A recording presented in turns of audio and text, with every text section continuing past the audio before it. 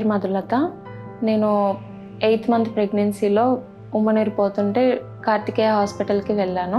అక్కడ డాక్టర్స్ ఇక్కడ ఇమీడియట్గా ఆపరేషన్ చేయాలని చెప్పేసి మెడికవర్ హాస్పిటల్కి సజెస్ట్ చేశారు. సో మిడ్నైట్లో నేను ఇక్కడ ట్రీట్మెంట్కి వచ్చాను. ఎమర్జెన్సీలో వచ్చినప్పుడు డాక్టర్ జోష్న మేడం సిజరిన్ చేశారు నాకు ఇమీడియట్గా చేయాలని చెప్పేసి. సో ఆఫ్టర్ డెలివరీ బాబు ప్రీమెచ్యూర్ బేబీ కాబట్టి సింధూర మేడం ట్రీట్ చేశారు.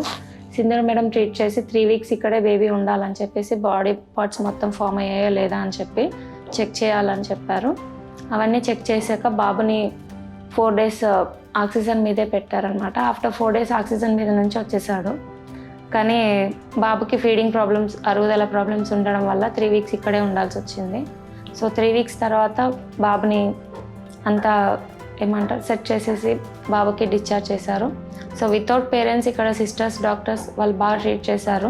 హాస్పిటల్ మేనేజ్మెంట్ కానీ, ట్రీట్మెంట్ కానీ, సెక్యూరిటీస్, ఐఎంఎస్ అందరు బాగా ట్రీట్ చేశారండి. ఇక్కడ ఏం ప్రాబ్లం లేదు. బేబీని నేను డిశ్చార్జ్ అయ్యాక కూడా బేబీని ఇక్కడే 3 వీక్స్ పెట్టారనమాట.